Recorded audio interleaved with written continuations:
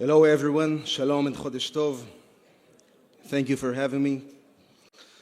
I am the father of Eitan, who is still being held captive by Hamas, and who, in less than a month, will celebrate his second birthday in captivity.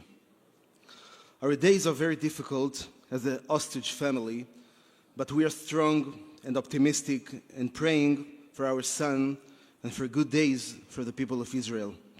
I didn't come this morning to ask for mercy, but to remind all of us who the people of Israel are.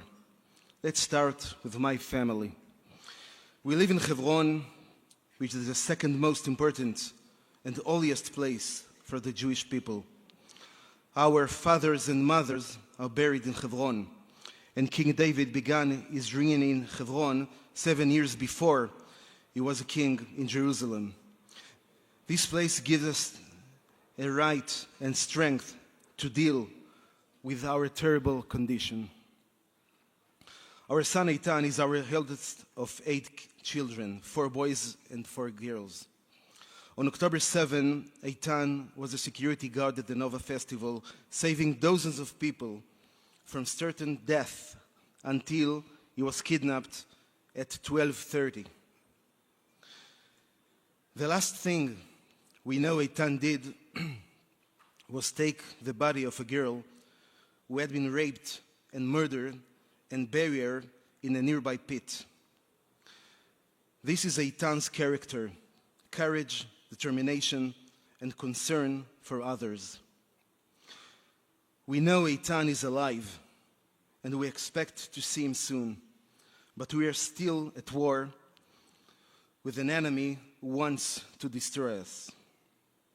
Eitan is a great-grandson of my grandparents, most of whom were in concentration camps and survived the Holocaust.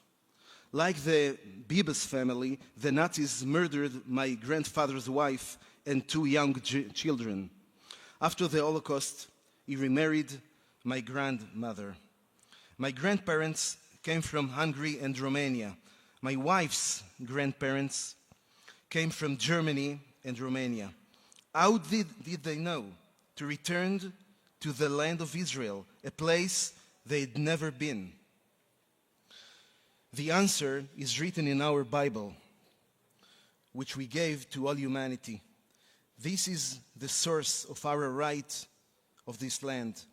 Since the Romans expelled us from our land, we have not stopped davening and dreaming about our land.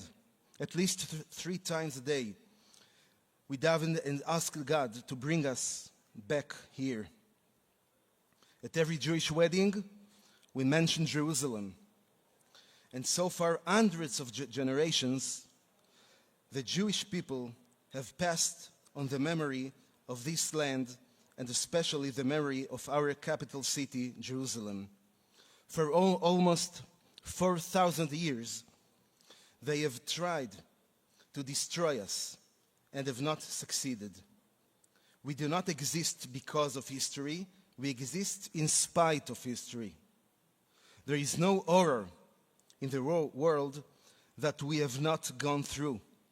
Through the Babylonians, the Crusades, the Inquisitions, and the Holocaust, here we are, a strong and prosperous nation. This is one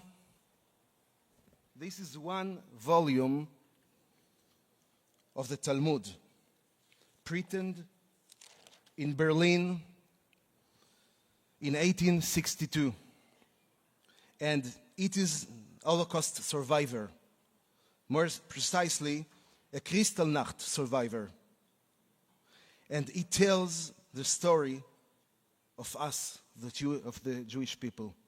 Millions of us may be killed and burned, but the Jewish nation will remain forever. We are not a people that exist for his own sake. On the first day of our Jewish calendar, we daven for the benefit of all humanity. Even today, facing the new Nazis in Gaza, we are the messengers of humanity to destroy them. This war must end in such a way that Hamas is destroyed and surrendered and all the hostages returned to us.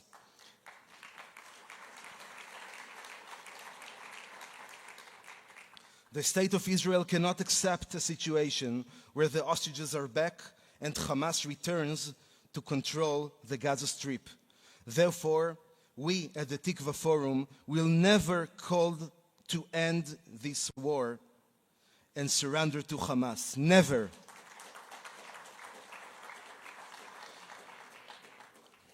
Before the war, at our Shabbat table, my children asked me, "Daddy, what was a Shalit deal? What happened there?" And I told them.